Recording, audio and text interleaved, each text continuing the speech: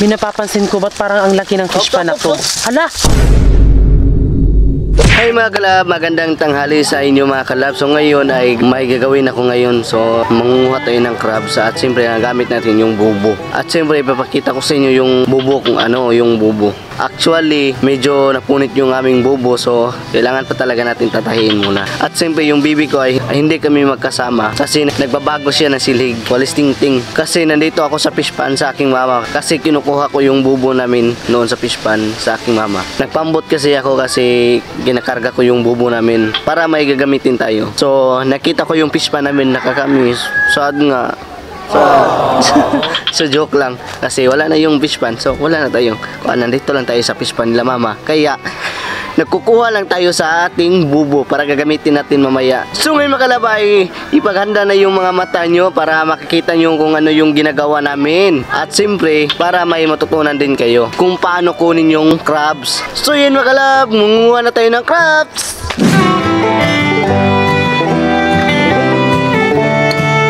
Umpisa na natin mga kalab, tatahin yung mga bubo at lalagyan natin ng pain para mamaya ay ready to fly mamaya. At siyempre ang pain namin sa aming bubo ay ito. Ayan. Ito yung tamban, nagkahalaga to ng 100 pesos. Piskong-pisko pa to. Nilagyan namin ng asin. Kailangan talaga iwalin yung ulo at katawan para lumabas yung baho sa isda. Tarong ha. Ayan, parang ganito. Para at siyempre hindi kasama yung baby ko dito kasi nagbablog din sila. Ayan po sila oh. Ayan. Ayan, nagbablog kami dito. Naggumawa kami ng walis ting-ting. Nagbablog ako mga kalab. Nagbablog din si Francis.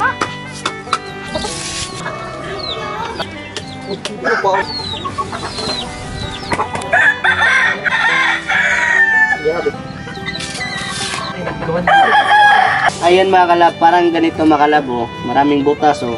Yan o, napunit o, malaki o.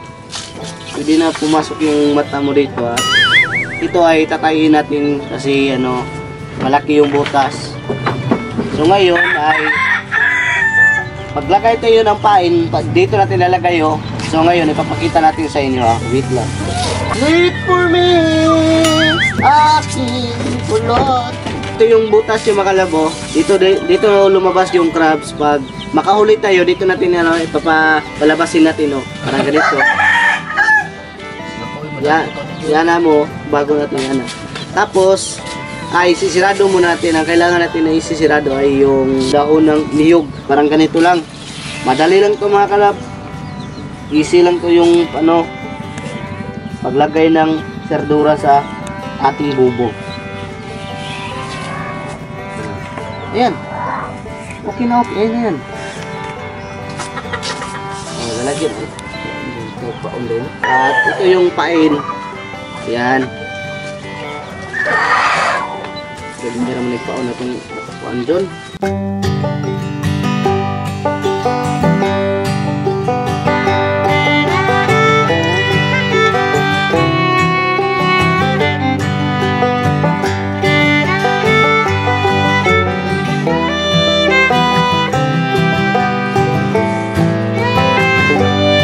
Ayan po yung pain no, parang ganito.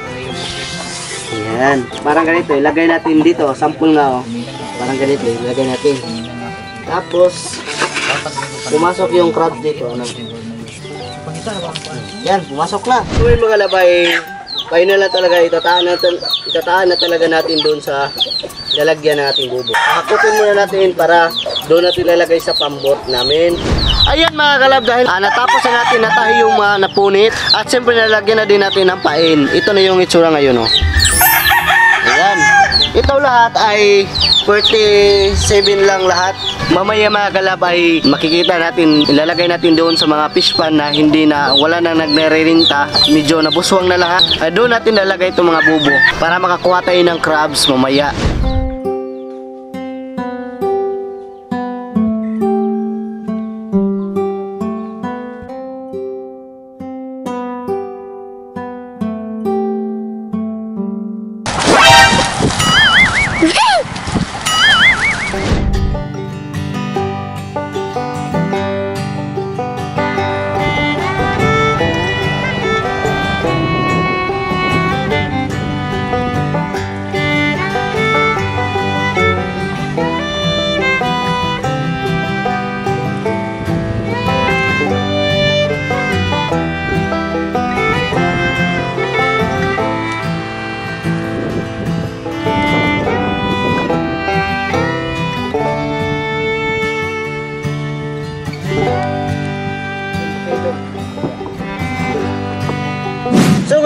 dahil natapos na natin na ilagay dito sa pambot. So tara.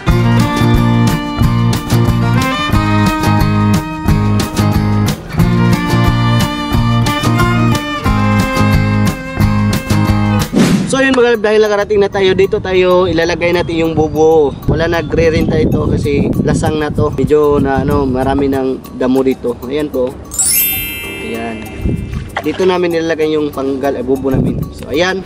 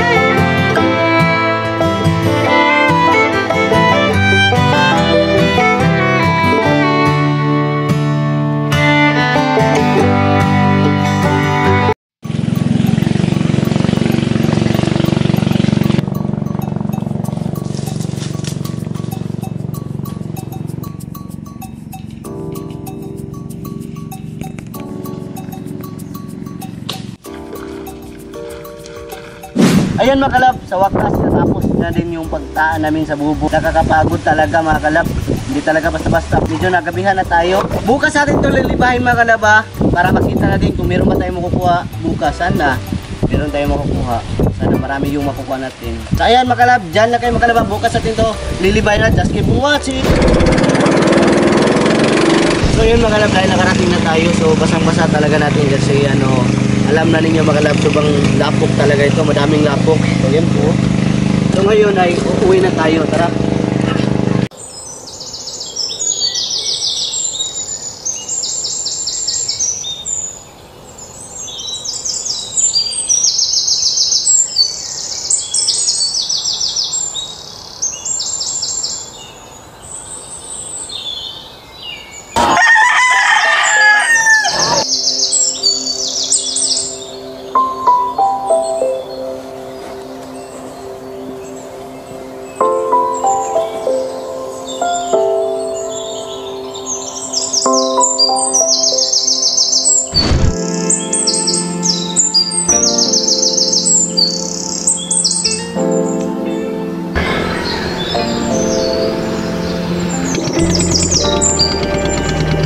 Good morning! So yan mga kalab, sasama po tayo ngayon kay Francis para kunin po yung mga bobo na kanyang tinataan mga kalab kahapon. Di ba kasi ngayon ay umaga kasi. So ang sasakyan namin mga kalab ay itong aming pamboat at kasama namin si Junary mga kalab.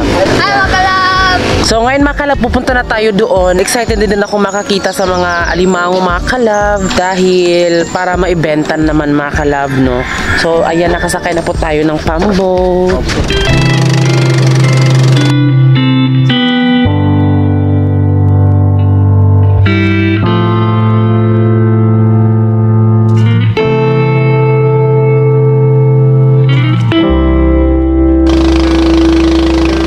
So ngayon mga kalab ay nandito na tayo sa lalagyan natin ng bubo. So ngayon ay titibawin natin kung mayroon ba tayong nakuha. So ayan Bi, ano ba to Bi? Fish pan ba to? Fish pan to, madami ng damo.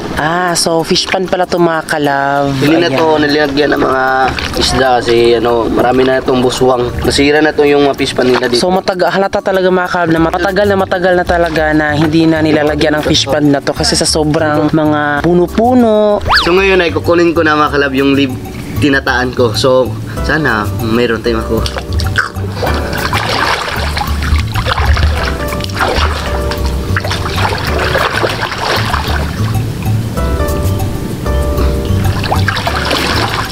Ayan. Isang kapiting lang. Ayan po. Isang kapiting. Ayan. Ayan po. Ito yung kuha natin. So, Ayan. ibibinta natin to mamaya.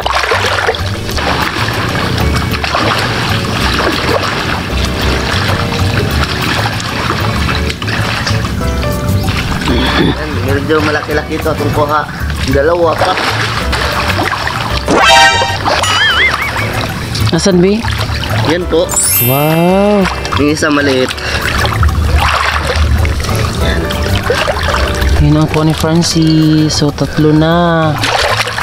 Ano ba yung isa Bi? Para siyang king crab. So, merong similya ng king crab mga kalab. Halata talaga kasi kulay green kasi siya. Dito naman sa area to ay yung tinagay kong bubo dito ay 9 lang. So doon sa kabila, mayan na natin makikita. So, paano mo malalaman Bi na doon mo nilagay? Meron ka bang palatandaan para hindi ka malito? Ano? Oo, meron akong linagay. Palatandaan nga dyan ba? Parang ganito. Sobrang babaw lang pala mga kalab. Oh. Hindi gaano kalaki yung tubig dito. Sobrang babaw lang pala. Parang ganito. Asan? Ayan oh. Yun po yung palatandaan ni Francis mga kalab. Ayan. Meron? Walang kuha. Walang kuha? Wala. Kaya walang kuha dyan, kasi lumipat dyan sa kabila. Diba dalawa yan? Oo. Oh. Ayan, so tsamba-tsamba lang talaga yan. So yan po yung palatandaan ni Francis mga kalab. Oh. Ano bang tawag sa mga punong ito, Bi? Itong mga ganito? Yung mga bakaw. So ito pala ay bakhaw mga kalab. Ito yung tinanim sa mga gobyerno. Mo? Tanong nila na.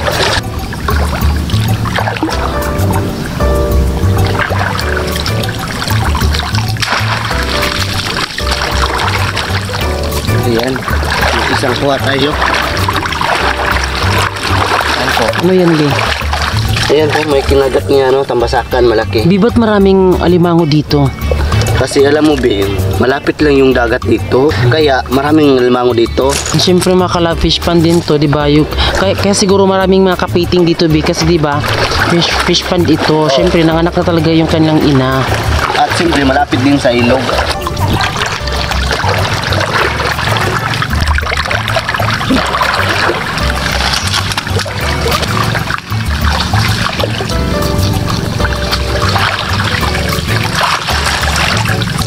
Dalawa maliit.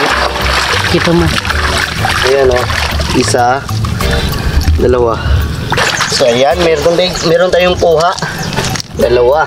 So ngayon ay nandito si John Day. Yun nga siya. Yun po pala. Yun po kay John Ray mga kalab. John Day, karkas pampot John. Loyo John. Bulan. Lima. Ay, Kutsuk po. O, majiro. Oh, bulan niyo. di ba madami yung nakuha ni John Ray? Tangan, bandaya, ang mabawa.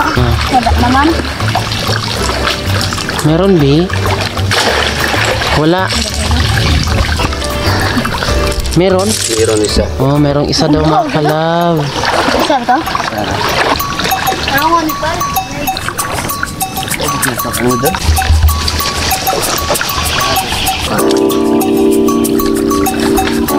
Nabasahan ko natin. Kang Ginoo ba yan? Masak ka namatay. Ayan, meron talaga oh. Kuha dalawa pa. So ayan, tambasakan ay natigok na.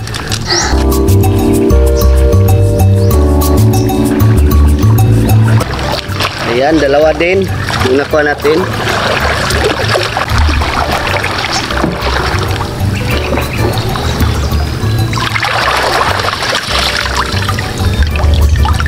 Ay, kuha. Aoy. Ay, naday. Kamay. Tuloy lagi. Ayan, meron tayong kuha, isa lang. So, doon naman tayo sa kabila kasi wala. So, ngayon ay dahil nakuha na natin yung siyam na bubo ay ngayon ay kanjundri naman yung nilibahin natin.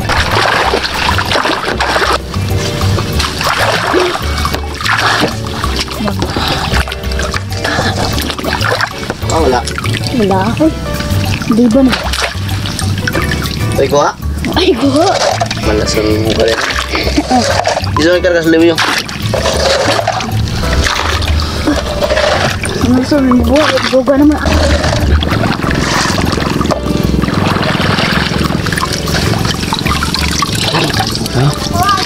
Ano, walang paak yung isa. Kalimut ko dun, dahil dun. Alam niyo ba mga kalab, lahat po na nakukuha nila Francis ngayon ay mga similya po. So, hindi siya pwedeng kainin. Ewan ko lang, sa tao lang yan kung kakainin ba nila. Pero sa amin ay hindi siya masarap kainin kasi hindi naman siya mataba. Ano lang, payat yung mga alimangon na to. So, ito ay ibibenta po namin sa kapatid ni Francis. Yung kay Francis lang, nakasanayan niya kasi yung fish pan. So, parang hindi niya alam kung ano ang dapat gawin niya dahil nga nakasanayan niya. So, ayun, nanaan na lang siya. Meron ba, Bi? Oo, dalawa. Dalawa din mga kalab. O di ba mga kapiting lahat mga kalab. So mga similya po yan. Dalawang ko ako, mga kalab. Yung kalab. Gamay ang isang kalab. Pilopat na rin mo dano. Sa bandang dito mga kalab ay 5 yung linagay ko dito. At sa bandang doon si John Ray ay 5 din. Nanahan ko mga kalab kay na-miss na ko yung buhay fish pa namin. So ngayon ay tinatry ko kung okay pa rin yung pagpanaan. So, okay pa rin din. Kasi nanibago kasi ako mga kalab. Ngayon ay tinatry ko lang. Parang walang ginagawa sa fish pan mga kalab. Ayan, dalawa. Ayan po. Dalawa po. Ito na, ito na tibod po. Tulad eh.